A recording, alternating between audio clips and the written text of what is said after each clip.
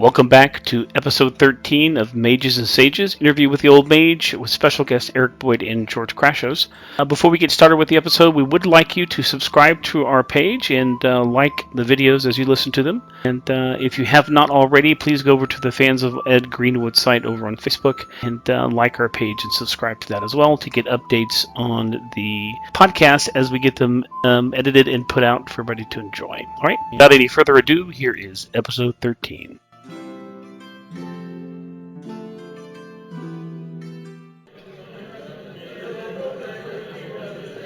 Any story or legend concerning the figure of Riathra of the Blades that you'd like to know about? You guys can share. That's a former pseudonym of Dove Falconhand of the Seven Sisters. She used that, I think, when she was in her younger adventuring phase. And it's mentioned in the Seven Sisters accessory, as I recall, but it's only a mention. There's no really real information as to what Dove got up to when she was Riathra of the Blades. Ed, you got anything to say on that? Well, one guess. Well, wait. If you're going to say NDA, I got to go back and get another glass. Yes. I still keep. Yeah. Yeah, go and get another glass. No, actually, I did actually write a long sword and sorcery novella before TSR acquired the realms, which had some of her adventures, and a certain person at TSR read it and said, "Oh my God, we can never publish this." Because think of Conan sexed up, but with a female lead, and think of what TSR was publishing back then, and they're worrying about teenagers and the teenagers' mothers and fathers from heck, as James Ward used to call them. So yeah, they just went, "Oh my God, we can never publish this!" Oh, so it is NDA, but it's not NDA because we don't. It's because the veil of proprietary got drawn over that. Because I was having great fun doing swordplay and humor and such things as, the guardsmen bust open the bedchamber door, and Raidra of the Blades decides that the easy way to flee them, because she doesn't want to fight them in her current state of complete lack of dress and so on, is to take the entire bed that she's occupying with 2 or 3 other people at the time and fling it through the window and ride it to the courtyard below. And that all of those pratfalls that you've seen in many Musketeers movies involving, swinging on ropes and draperies and on Pirates of the Caribbean, in the movie sense, inherited that sort of unintentional or labored intentional hilarity space, where there's pratfalls going on, people almost getting guillotined or almost getting hanged and not quite, and all the rest of it. Okay, I did tons of that sort of stuff, and they weren't ready for it back then. So Raider just got quietly put in a file drawer, and the file drawer was slipped shut. Okay, I gotcha. All right, let's see if we can get you guys to spin off on this one. Ed, is directed from you, but I imagine everybody can jump in on this. It's from Eric Todd. He asks, what can Ed tell us about the island of Tharselt, or the capital, Urbith, within the Shining Sea? He says, aside from the wiki, the most I can seem to find detailing Tharselt in any capacity is a Candlekeep forum post from 2006 that explains it was once a lizard man kingdom, but the lizard men have retreated into the Underdark via the hundreds of limestone tunnels that honeycomb the island. He says he'd be very interested in more details on this island, and he's currently running a seafaring campaign with the Shining Sea region. So I know that we're probably going to get the NDA hammer dropped on this, but you other guys, come on now. So we can work with this. I can maybe start while Ed checks his email. No. Right. I have it out in front of me. I'm loaded for bear with this one. But go right ahead. Okay, good. You want me to start? I want to go first. Yeah, go ahead. All right, so context, right? So Stephen wrote up Calimshan, the Lake of Steam. This is back in the 1370 time frame, or I guess earlier than that when Stephen was writing. And we sort of got the lands to the north. And when we were writing up Serpent Kingdoms, we kind of did that whole eastern side of the Shining Sea down to the southern side.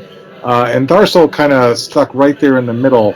And I always intended to write it up, but never quite got to it. But Ed did share a whole lot of lore back in the day around that. But before we get into that, the preview would be that there are little mentions of Tharsalt scattered around in a bunch of very obscure sources. But they include, of course, there is a little bit about the activities of the Coiled Cable, which is a Wanti organization, and their influence in Tharsalt. In the Serpent Kingdoms book. In Races of Faerun, there's a discussion of the fact that Tharsalt is of the majority of the human population comes from the Tashalar, and most of the humans of the Tashalar have gradually succumbed to the serpent races, and so the culture on Tharsalt, in a sense, is a rejection of that inbreeding with them. So you get a little bit of information there in Races of Faerun. There's also a couple others as well. There is, where is it? Oh yeah, back in the original second edition Waterdeep product, and a brief mention in the third edition City of Splendor's Waterdeep as well. There's a brief discussion of the Mehron family, who married into the Fyland family. They are from Tharsalt and were known to breed watch spiders, which are in not uncommon use in the City of Splendors. So those are some of the more obscure references, and then Ed, take it away. Oh boy, here we go. Thanks, George, for sending me back the file. But let me start with the quick overview. The quick overview is, what is Tharsalt? Okay, it's an island strategically located in the middle of the Shining Sea, and it's a crossroads. It's a bank and the realm's equivalent of a stock exchange and a neutral trading ground for many merchants. It has an arrangement with certain elves to defend it with their spell-jamming ships, if need be, and it has many subterranean vaults and granaries. Granaries and vaults being chambers in all of those tunnels.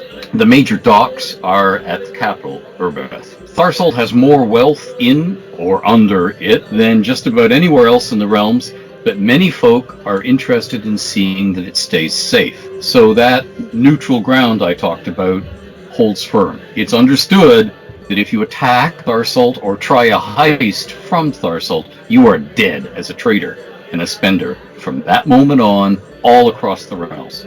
So aside from denizens of the Underdark or other planes, nobody will think of trying. So it's not a place that pirates show up and raid all the time, okay? Tharsalt seems to have guardian dragons of its own to fight such threats, not to mention death tyrants and other unsavory and powerful guardians down in some of the subterranean areas. That's the quickie overview. And now, all the stuff I wrote up. Oh my god, we'll be here all night if I read it all. Should I? What do you think? That's why we have episodes, Ed. You do your worst, buddy. Okay, so, here we go. Are you ready? Known as the Isle of Spices, is a great trading center wherein much of the bulk goods and coins involved in trading around the Shining Sea and Sword Coast naval trading as far north as Mintarn and Waterdeep change hands. So Tharsalt functions as a tolerant neutral ground for merchants trading in slaves, drugs, and just about everything else. Once a lizard folk realm, later conquered by seafaring humans, it's long been known as the place where merchant trade flourishes in the Shining Sea, kept free of piracy, along with all the surrounding waters within sight of it, by the pirates themselves, because the pirates needed access to all mainland goods, not just what they could seize from ships. And so, they supported and fostered the safe haven for all. Tharsalt is adjacent to the undersea aquatic elven realm of Omroth, Umrauth, Omroth, which Tharsaltan traders covertly trade for undersea delicacies in various local coves by night, and is a rocky and heavily forested island, Think real-world northern Italy or Tuscany. In some places, it has been left natural on its cliffs rising steeply from the sea western side and its shoal rocks girded southeastern shore, and that's of course where any surviving ruins can be found. The rest of Tharsalt has been almost entirely built over, in steep terraces of stucco-faced stone homes that abound in flat rooftop gardens, balconies, and small turrets. These walled garden homes and tall warehouses cluster around Stone and Sarth is crabgrass, Stone and Sarth streets that rise, usually in spiral-like routes, from the many harbors, notably those in the three largest and busiest coves that lie side by side on its northern shore. Aunthur, Aunthurr, Chastal, Castastal, Chastal, and Zoana, Z or Zoana. These moorings and their settlements share place names, as does the largest harbor of Tharsalt's southern coast, Tunumbar, Tunumbar, Tunumbar. Smaller coves often have map names and different names used by local mariners, which allows Tharsaltans to discuss smuggling and covert landings and meetings in front of outlanders who may well mistake which coves are being discussed. Of old, Tharsalt had quite a reputation for smuggling, thanks to ships dashing from various shining sea ports to the island to trade cargoes with pirates and other ships before naval vessels could catch up to and board them. And such activities were aided by the many sea caves that honeycomb the coasts of the Isle of Spices. Curious visitors are warned that most of these caves are now in regular use as docks and warehouses, merchants who dwell above them and keep watch over them, as well as, of course, Burbreath. All of the four largest harbors are home to large and capable shipyards, which repair vessels and build many new ones.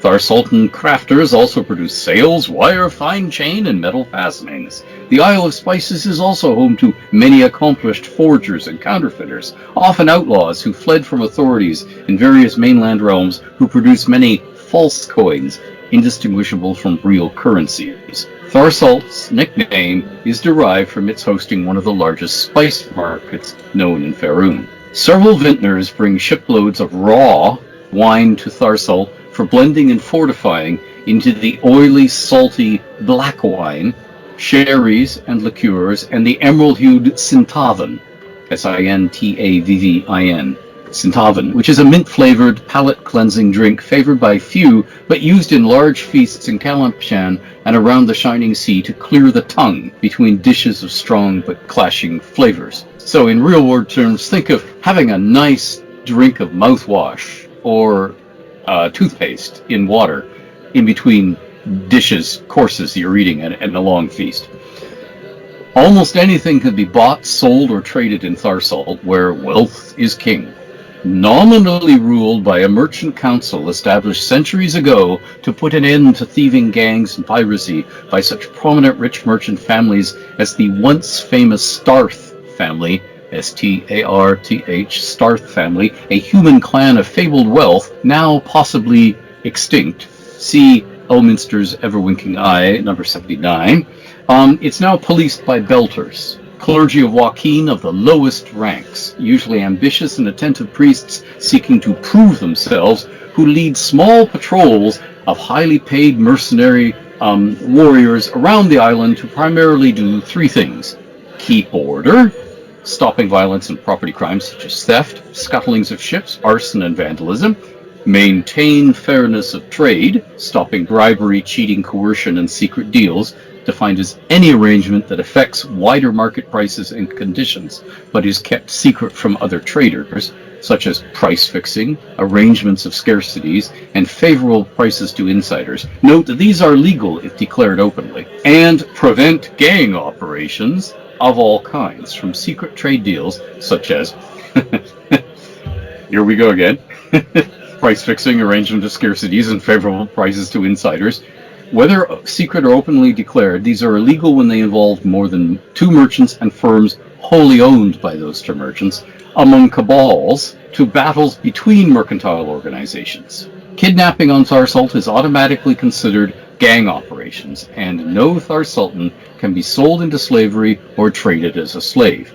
In short, if merchants avoid thievery, overt violence, and unfair dealing, they can very much do as they please. In particular, free speech is upheld. On Tharsalt, folk can with impunity talk openly of arranging killings, civil wars, coups, and illicit acts on the mainland and against priesthoods. The name Belter comes from the distinctive belts adorned with a row of 3 hand-sized, diamond-shaped plates of metal, which is the unofficial badge of Tharsalt, sometimes seen in the form of banners displaying 3 copper-hued diamonds on a crimson field. And the Belters all report to tables, and tables are trios of experienced Tharsaltans of good character, usually retired successful merchants, who in turn report to the council. It's well known that the council pays Belters very well, and pays undercover spies to watch the Belters, and any merchants who seem interesting as well.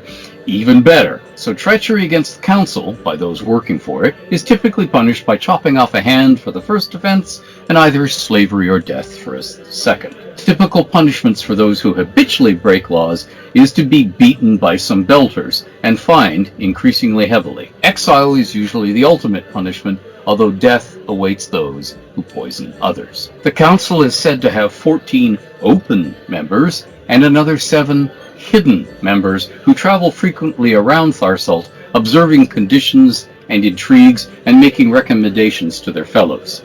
The council votes to establish policy, sometimes in public, but more often in secret meetings, and Tharsaltans widely believe that the council is controlled by sinister hidden ones, who are either powerful archmages, horrific monsters, or cabals of mainland rulers or pirates, depending on which local legend one believes. Carved statuettes, seldom taller than the length of a man's forearm, were used as local currency in past centuries and are still honored on Tharsalt, but most visiting traders prefer to use trade bars, coins, and gems. Pelts, used for the making of fur garments by Tharsaltan crafters and by workers in realms that trade with shippers who call it Tharsaltan docks, are also locally valued highly enough and at fairly stable prices to serve as widely accepted barter currency on the island. And then there are the aforementioned alloy plaques that we talked about earlier in the podcast. Languages abound on Tharsalt, but common is understood by all, and inhabitants are so interbred that there's no longer any norm of skin hue,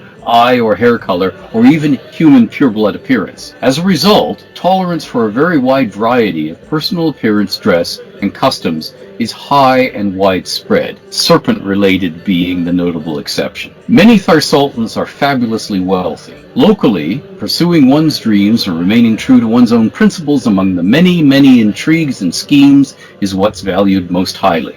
Among Tharsaltans born and bred, popular male given names include Blained, Korth, Darman, Ender, Felodar, Halmian, Jarth, Omthur, Perazar, Wolam, Turth, and Vornin. Popular female first names: Alais, Belarla, Coril, Daphna, Evantra, Faelra, Glaris, Nayun, Olara, Yontha, and Zelapi. Popular surnames: Corlant, Draith, Hulam, Montmeth, Norlan, Ontrim, Quans, Rarader, Urstant, and Welv. And no, I'm not spelling all of those out. We'll have to find some other way of making all of those available with the full spelling. Because there is no way I'm making you sit there for another 20 minutes. Okay, first-time visitors to Tharsalt will be struck by its wealth, crowded conditions, ceaseless deal-making and mercantile chatter,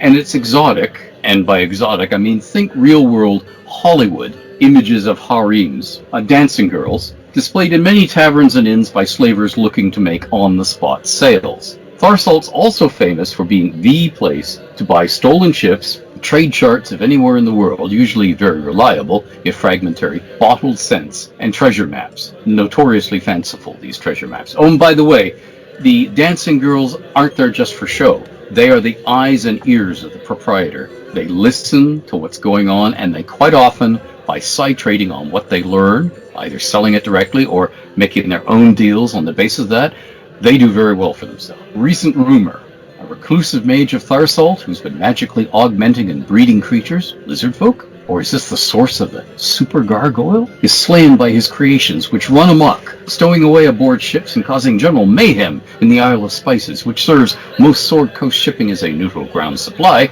refitting, and trading base. Of course, the mage had apprentices, and some of them are missing, along with some of the augmented creatures. Searches don't uncover these vanished beings or any of the mage's magic, except a large network of gates opening as doors from a round room atop the mage's tower and leading to all sorts of places in the realms. Various power groups desiring to control these gates as a swift cargo trading / message conveying network fight to possess them, hiring adventurers and more adventures as the struggle rages on. And I also have a tiny little entry on the island that you'll see on the maps east of Tharsalt, Umbara. Umbara is named for a sorceress who fled from the altar to avoid an arranged marriage she feared and hated centuries ago, and she dwelt on this island in hiding until her death. The ruins of her cave home are haunted by her oft-seen, restlessly watching the living in silence apparition. The island was once home to many wild goats, said to be descended from beasts that she brought there, but these were hunted almost to extinction by passing pirates and sailors. Several wealthy merchants, rumored to be pirates or part of fell secret conspiracies, are said to now be settling Umbara and building palatial fortresses there. Umbara has no cities or sizable settlements, but does have many springs, caves, trees, breakneck ravines, and small inlets can serve as good single-ship harbors. And there we are. Hopefully that's enough that you can use Tharsalt in your campaign. Well, I think that's more than enough. there's more, Ed. Yeah. No, wait, there's more. But wait. I found references I forgot to mention. Aha! For folks who are really desperate for more references, there is an obscure reference in the Menzo Baranzan box set to a city called Marilyn, which is a drow city of the south that is below the ocean floor to the west of Tharsalt and appears on the map of the Underdark in Dritz de Warden's Guide to the Underdark. And it is famous for attacking a drow city of the north, Jal Chicken, something like that. That's probably not it. Wait some time ago. So that's one. I like Joel Chicken. Let's do that. Yeah. We were talking about chicken earlier, so The chicken part is really the best part of the word. there you go. I think it might be just Salkin, but anyway. Yeah, we're gonna go with Jal Chicken. I've now ruined. I'm gonna have to eat every jolt chicken in this place. Since we're talking about money, one other point to bring up is there is a Kalashite trade bar also used in Tharsalt, Tashluda, the Tashalar, and other southern trade that is 7 inches long, but both long sides bow smoothly inward 1/2 an inch on either end, making the bar easier to grip. That's worth about 25 GP. So you will find those in Tharsalt as well. And that is a reference from Power of Faerun. And then the last thing I wanted to mention is there's an obscure reference from Prayers from the Faithful about a church of Umberley, that was once known as the Church of the Deeps, which was once the mightiest temple of Umberley in the realms, but it's now no more than a sacred rune to which Umberland clergy make pilgrimages, and that was led by one Jorist, and before the Church of the Deeps was destroyed. So there's a few other sites for you to include as well, because there wasn't enough in Ed's summary. So Eric, that Umberley ruin that's on Tharsalt? Yes. It is. Okay. A northern or southern part of the island? I You don't say- know that. It's on the west coast, the rocky cliffs to the west coast, and it's in a cavern on the west coast. So pretty near the drow city that's hiding underneath the sea. Oh, any way they can go into that to pay pilgrimage and then make it into the Underdark? There's always a way into the Underdark. That's true. Wow, Ed, that was incredible. Both of you, Eric. Sorry, I think when this podcast finally hits YouTube, I might upload that file onto your thread at Candlekeep Ed, so people can access that and get all the spellings right, etc., etc. Yeah, good idea. We should convert it from RTF to Word and fix the Faroon, because it doesn't like the U with the accent over it, and change it to something weird. I'll fix it, no problem. Yeah. You know what? You can put that part on there, just the Mages and Sages podcast. You can put it there too if you want. Yeah, please do. Oh, and I should add, apropos of getting into the Underdark from the ruined Umberlee Temple, if you are, let's just use the word stupid, enough to move the altar, like the big stone block altar, and which is carved into like an open shell shape, and try and see if there's something buried underneath it, gravity will help you get into the Underdark right then, right there. Gravity Oh my God. really helps you get out of the Underdark, though. Yeah. I mean, you are there briefly. Yes. Just enough to say it's dark. You're dead. Okay, so let's move on. As wonderful as that was, I almost hate to do it. Got one here from the Woolly Rupert over on Candlekeep, one of the moderators. Wooly! Hi, Wooly! He says, do what? Woolly? Hey, What? Don't start singing, Eric. We've already been told of tales of Ed singing and dancing like Cher. We don't need that right now. If I could turn. Oh, there you go. Woolly. He says, do what? Nothing, sorry. Go ahead. It would be Woolly, that's true. In a major city of the realms, like Waterdeep, where there is gold to waste and magic for it to be wasted on, what are the cosmetic applications of magic? And this sounds like something that would probably go more toward the nobility in Waterdeep. For example, magic hairdos and coloring, magic formal wear, magic faceless, tummy tucks, boob jobs. And how is this regarded by others? The short answer is those lucky bastards. Look what they've got money to waste on. It kind of reminds me of the whole. I forgot the name of the movies now, but where the Girl on Fire in those. I'll think of the name in a minute. Where also the people in the capital city had money to waste on all this stuff. Now, is that kind of like Waterdeep nobility, where they can make hairdos change color by the hour, or magical formal wear that has fairy fire running across it? Yeah.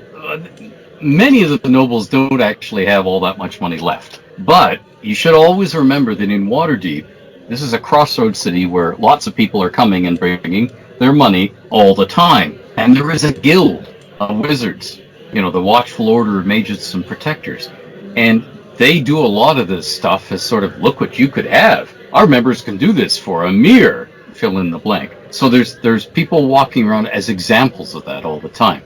And one of my favorite examples that I've used in role-playing in the realms for literally 40 years of real time is ladies of shorter stature who have huge piled high hairdos that are magically kept in place and that move, so that tresses sinuously move and reshape into other forms as a sort of living sculpture as they walk along. I would add that there are lots of. I have the feeling that it's partly Elminster's fault. It's probably mostly Volo's fault, but adventurers tend to focus on the magics that are useful for combat, for divination, for abjuration, and miss some of the smaller things. And just like some of the faiths of the realms that are very important, like the Church of Shantia, but the focus is on the Church of Bane, the Church of Tempest, the Church of Maestra.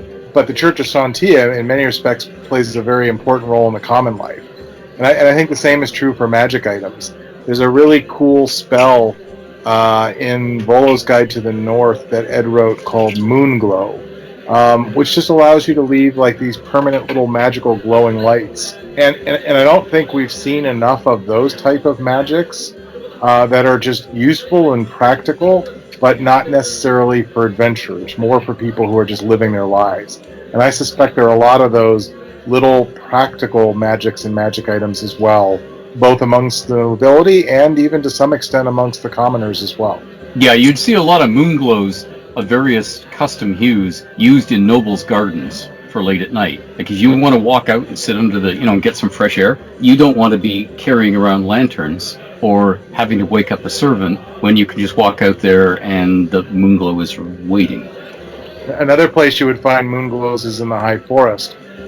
There's not very many paths on the forest floor, but the Tavern, which is the name for the various wood elf clans, have created these trails through the treetops where they've woven different branches from tree to tree together.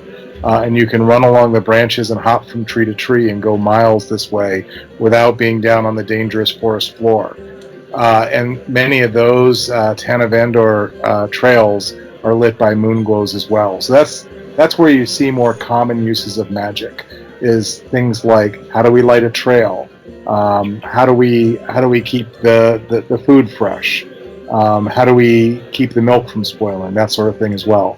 But most adventurers and fabulists like Volo don't tend to focus in on those little things as much as the big, smash things, blow things up, block things kind of spells. They just want the fireball. Exactly. Mm-hmm. Yeah. Right. And to use a useful real world thing, let us assume in the realms you are in a place that is you consider fairly safe.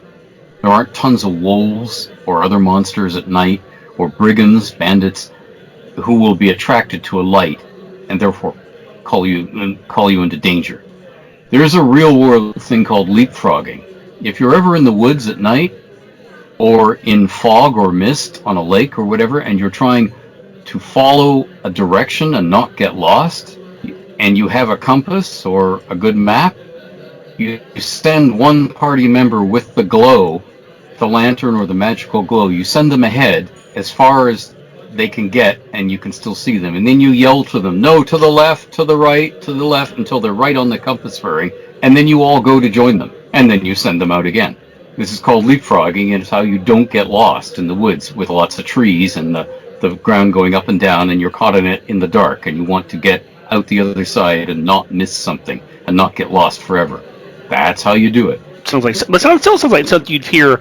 Now the Drow do that with their fairy fire and stuff. Just the ostentatious display of power. But in Cormyr or in Waterdeep, I could see that being where you go into a luscious garden of a noble, and as you walk, the path lights as you go. That's right. As you step on the stones, they light up different colors, and then they get these sparkly things that float up just to give you joy. And I think it's kind of what. Don't forget the ghost harps. Yes. Mm-hmm. I think that's what Wooly was talking about. To show power, to show money, even if they don't have any. I mean, aren't the nobility still going to hide under the that they still have money, but they may not have it, but they still want to put on those airs? Oh, sure. And if you have a house that's a mansion in Waterdeep that's pretty shabby because you don't have the money to keep it up, and you're going to have guests over, well, you want the magic to make it look grand. So to cover the cracks in the walls and the falling plaster and so on. Right. No, absolutely. I think that's kind of the way I see it, and I think that's what he was talking about. The ostentatiousness that's never going to go away until they absolutely have no money. Mm-hmm. Okay, so I think it's time, Eric. This is for you to delve into our question by Kaisis that was sent about the Elven noble houses. Okay, so this all stems from a conversation I had with Ed about 5 years ago, and is informed by a couple other sources, particularly some of the novels by Rich Baker and Troy Denning. So I think it's a mistake to think about Elven noble houses as equivalent to human houses. Normally you think of human noble families as being affiliated with a specific realm. And Elven houses really aren't necessarily affiliated with a specific realm. They also tend to exist for a very, very long time. George and I have been delving into a variety of elven houses. In some respects, you can almost think of an elven house as a small, extremely long-lived organization with blood ties. The elven houses also tend to be far more common amongst the moon elves and the gold elves. Just like Harvard thinks it's superior to Princeton, the gold elf houses, of course, all think themselves superior to the moon elf houses.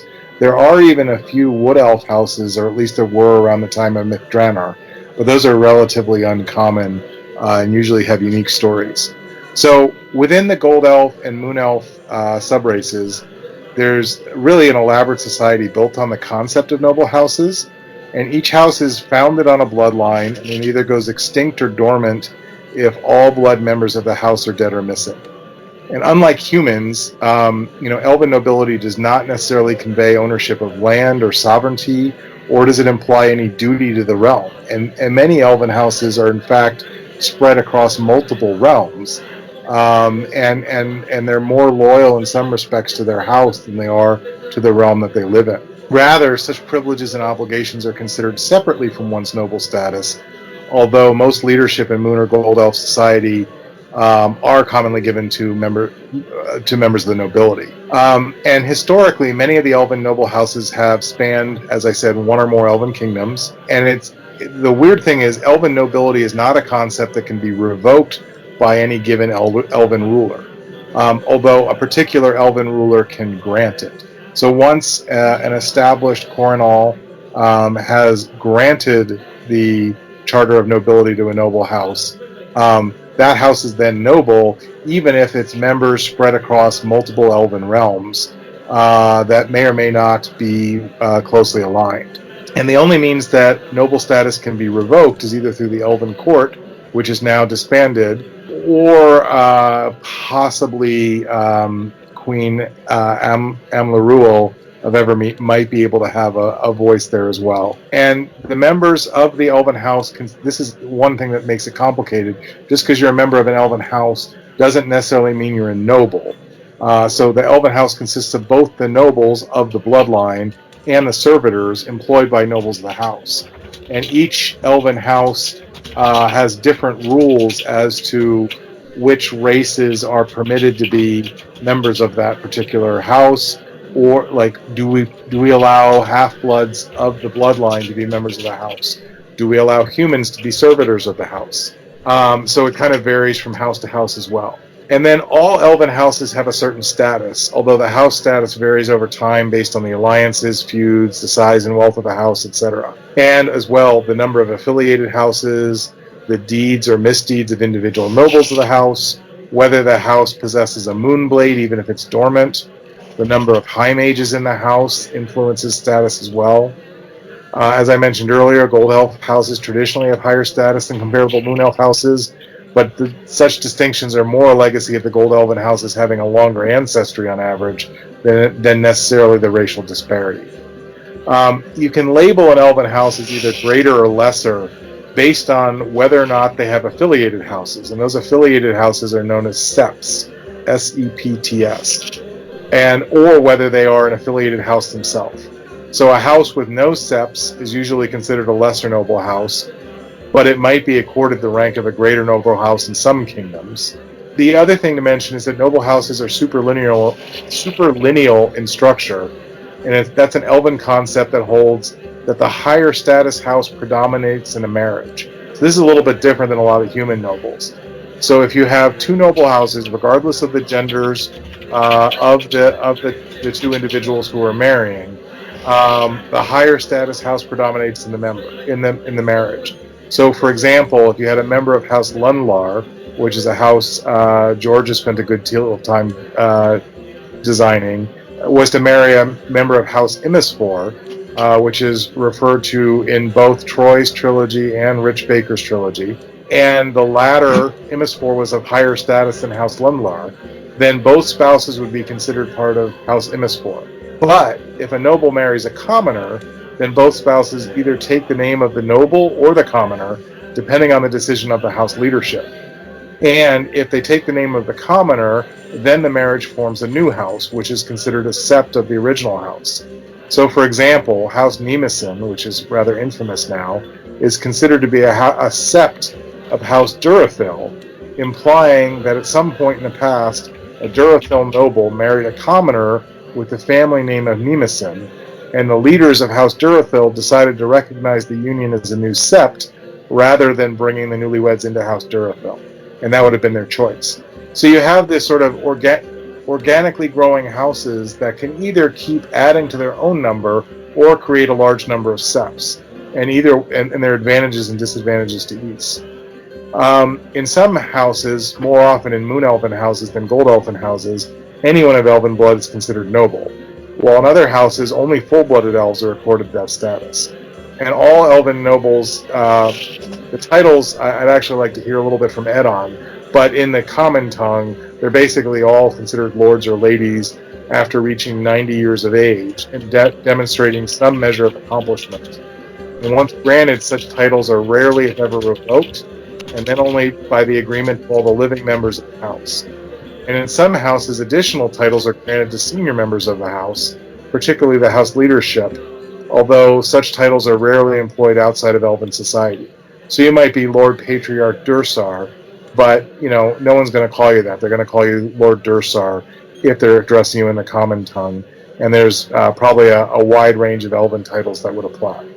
So most houses are led by a matriarch or a patriarch, and the method of choosing the house leadership varies from house to house. Sometimes it's inherited, sometimes there's an election. Each house is unique. And for widely scattered houses, there may be the concept of a local leader per individual kingdom, but then each house has a leadership structure that spans the entire bloodline, regardless of which realm they inhabit. In some houses, leadership is passed to a ruling duo, triune, or council, and ruling duos and triunes usually arise when the current matriarch or patriarch dies and a proper heir is not yet of age, that 90 years old rule. And ruling triunes might include like 2 elder sisters and a younger brother, or an elder widow or widower of the late patriarch and a matriarch and their young child.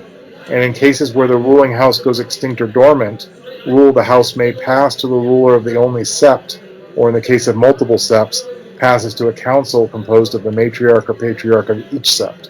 So that kind of tells you a little bit about how they work, and they're definitely different than a lot of human nobility.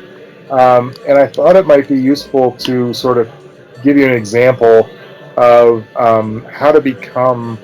how one family became a noble house. So I'm going to pick on House Dursar, which is famous for being the head of the Hill Elders of Everesca. Its Lord Speaker is usually also the Hill Elder. So House Dursar traces its ancestry back to the final days of Orishar, which was an elven realm ere the Crown Wars and what we now call the Duskwood and the Shar. And it fell to a surprise attack by the armies of Ilithir during the Second Crown War. And in the wake of that assault, the surviving members of Clan Dursar, which was just a merchant clan, they weren't nobles, they fled north to the High Forest, where the clan had a small trading outpost on the periphery of Erivandar, which we now think of as the ruin known as Korthun in the Southwood. And in the centuries that followed, the elders of Clan Dursar, although they were grateful for the refuge, they became increasingly concerned by the erratic and cruel whims of the ruling house of Erivandar. So they're still not nobles, but this is what they went through to become nobles in their own. They allied themselves with 3 noble houses of Erivandar, who are plotting to escape and establish a better, more peaceful homeland. Then, so they're sort of a merchant clan still allied with these noble houses. Then about 12,000 years ago, Talindar Dursar, ranger of Clan Dursar, he made a pivotal discovery beneath what we now know as the Grey Cloak Hills.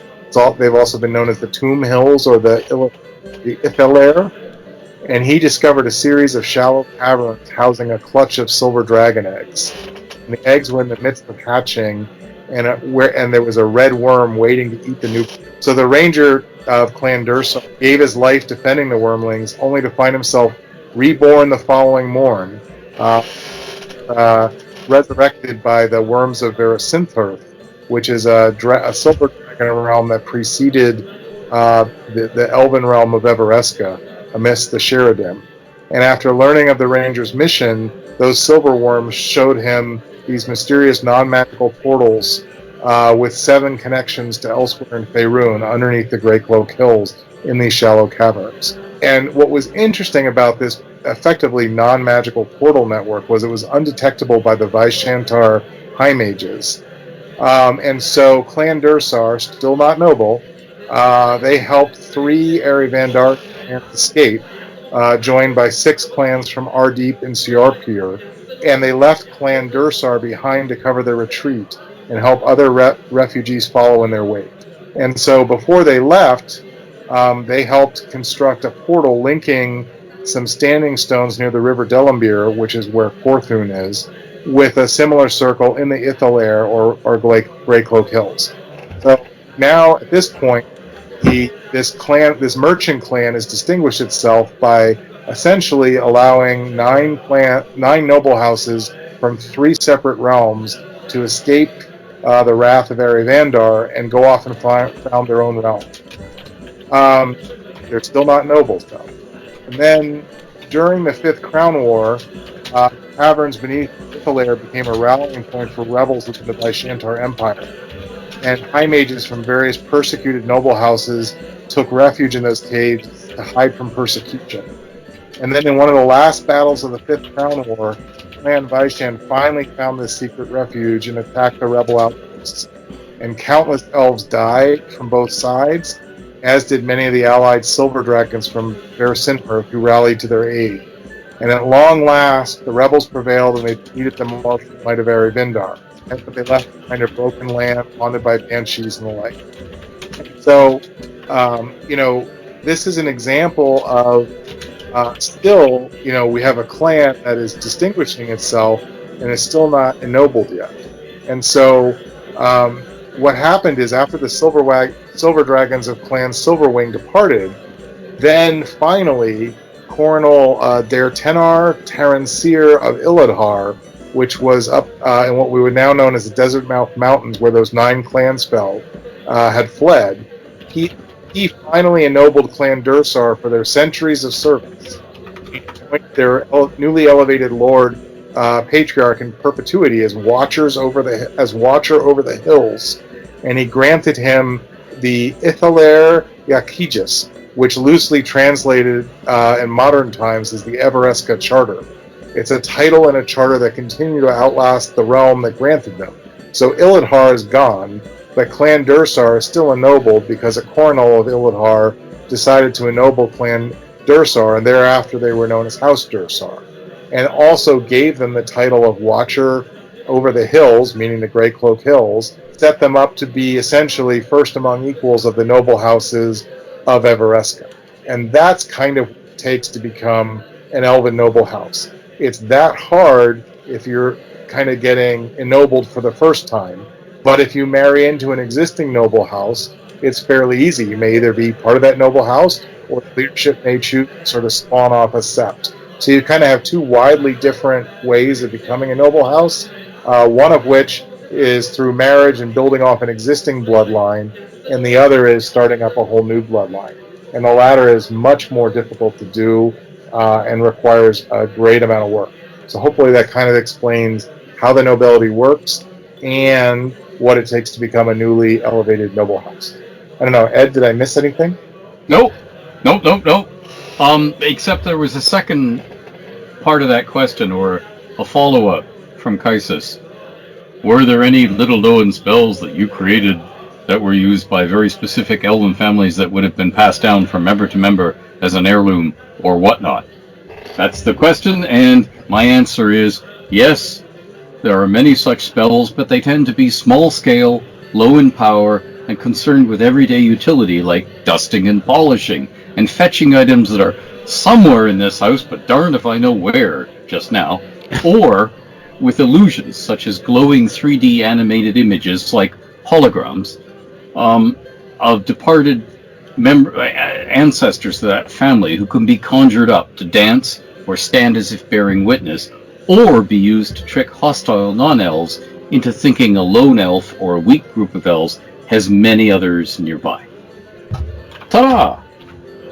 That is fantastic. And I have a request. Because Eric, that was absolutely incredible, and in depth, and so much knowledge, and there's so much lore. Is it okay if I turn that into a document and post it onto the Mages and Sages? I can put something together for you. Yeah. Oh, can you? That'd be fantastic. Something in just like Word document, so I can take it in when I do post this on. When I get it done and put it on YouTube, when I post it for Mages and Sages or with the fan page, I can post that document for people, anybody who wants to download it. So, How's the next one coming along, Jeff? Has it been uploaded yet? no, I just that little technical difficulty we had in the middle of it there, or toward the end, I was able to clean it up. I washed it through the noise reduction quite a bit, and there was some kind of weird noise in the background, and I was able to get rid of it. And it's a little washed out, but it'll still suffice. I'm almost done with it. I should be done with it by Sunday. Ah, beautiful. Looking forward to it. Yeah, there's a lot of great questions on what I watched it. I did. I watched it through my computer. So there's a lot of. Don't make me laugh, please. There's a lot of great information on there that I think people are going to enjoy. Some really good questions that we had. So, yeah, I don't want to. I didn't want to lose any of that information. That's why I was so meticulous about getting it cleaned up. Okay, so I think what we're going to do. I think we're going to call it a night for this one. We got through a lot of information. We had Tharsalt dissertation, and then we had the one that Eric just did on the elves. So we have some great information for people. I don't want to overload them too much because this is going to cut up into about probably three segments. I think I can get 3 segments out of this. So anybody else have anything else they want to say before we close it out? No, good gents. It's been a pleasure as always. Guys, enjoy your night. Yeah, Hey. it's great. I love doing these. Let's hang out. I do too. I think it's wonderful. Eric, thank you again. And We had a blast, and Alex has been hanging in here and loving every minute of it. Alex, you're a stronger boy than I was at that age. Yeah, and guys, talk to all of your superstar author, game developer, writer friends and tell them about this great podcast that we do. Tell them we need guests and content. That would be great if you'd flex a little for us. Absolutely. I mean, we're going to have Brian Cortillo on soon, and Eric Scott B. And anybody else, if you can think of anybody else who wants to do it, has something coming out. Try and rope in Stephen Shend into one. And Stephen Shin, Stephen Shin, I've already talked to him, but he was sick at the time. But he also wants to do something. I can yell at him for the book Blackstaff Tower. So because he hit me right in the feels, as they say.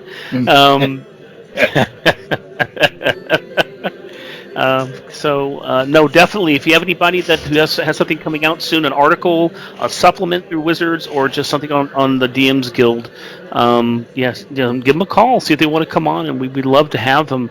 The more the merrier. I think our limit is about 5 people on the podcast. Well, it's interesting. It's interesting. I got approached by a guy I half know who is doing some stuff at the DMs Guild, and he's doing a product on Impulter. And he asked if I would have a look at it and whether I wanted to be a part of it. And I graciously said no. Guess what? I'm doing my own one day. And I don't really want to help you with yours, no offense. And he said, he goes, I'll send you a copy because we're using pretty much most of your information from Candlekeep, etc. And I said, well, you're entitled to do so, that's fine. I said, it's in the public domain. I said, and he goes, so I'll send you a copy. I said, no, don't send me a copy either. I don't want to read your copy because I don't want to be influenced when I write mine. Yeah, exactly. Right. And he was like, sneak it in there. It was like, oh, okay. Well, thanks anyway. Yeah. You know what I did find out? I found out that you guys are being quoted on Candlekeep as well. AJ actually did a transcript of a portion of one of our earlier podcasts, and he transcribed it the best he could, word for word almost, onto Candlekeep. I thought that was great. That was great that he did that because I haven't done it. So, Oh, I thought that was wonderful too. Although I was worried that it might have taken away his cycles from detailing every last one of the 125,000 NPCs of Waterdeep, which he's well on his way. That series he's doing is absolutely brilliant, absolutely sensational. I feel like 125. roping him into seeing if he can come up with some for inputter for me, because he just has a brilliant knack for it. He does it so well. No, absolutely. But it's kind of neat that, and one of the questions I asked earlier about the magic hairdos is actually from tonight that got put on there. Okay. So yeah, hit up anybody you can. That'd be fantastic. We'd love to have them on the show to talk and promote themselves and just sit here and chat about the realms. And Eric, it's been absolutely incredible to have you. We will have you again. I promise. We still have more questions, but I think we're gonna wrap it up tonight. So There was one disappointing feature of tonight, though, guys. What's we that? didn't do any questions from Spike Murphy. Oh, We talked about his wedding, and that was it. He got his own plug. Come on now. Spike got no. We did. The first question was from him, and the next one was from his wife. Oh, okay. It must be while I was out. So. Yeah, while you were out. And I've answered a bunch from him on messaging and Twitter too. So he's been well served. Yes, he has. He has. He's well done. He's well done now. But yeah, that's fantastic. Y'all been wonderful. I love tonight's show because of the Tharsalt and the elves, Eric. That was incredible. And Alex, you're welcome anytime your dad's on, or even when he's not. Come on. Your input has been fantastic. I'm waiting for the time Alex goes, "Oh, Dad, I don't think that's quite right," and then just.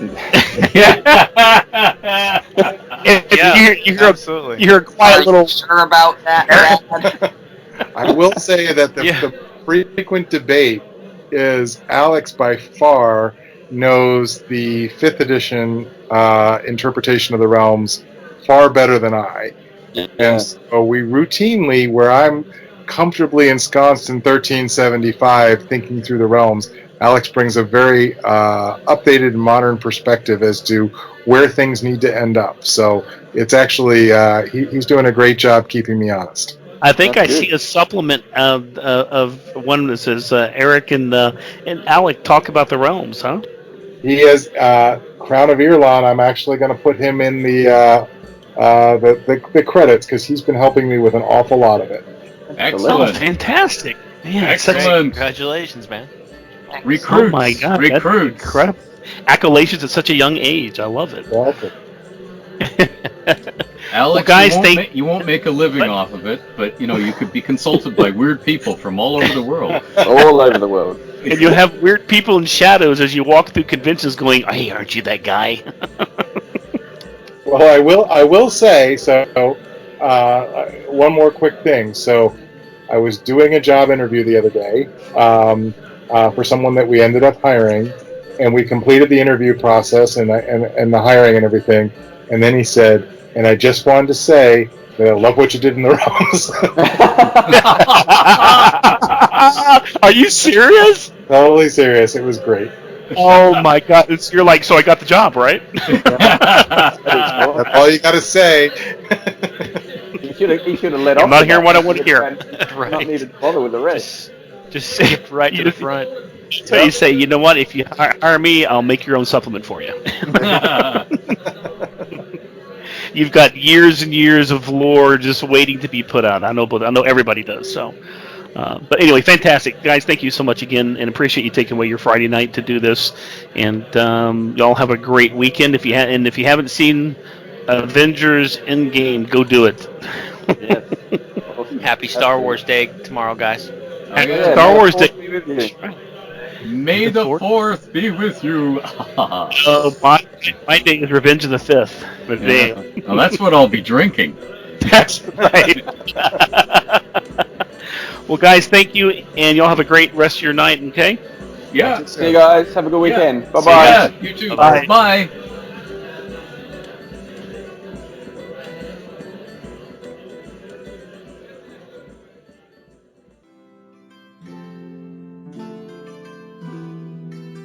Thank you for joining us for the episode 13 of Mages and Sages interview with the Old Mage, special guests Eric Boyd and George Crashos. We hope you join us next time when we have Brian Cortillo on to discuss his work on the area of Cormyr. And we hope you enjoy. It should be a fantastic time. Until then, keep playing in the realms.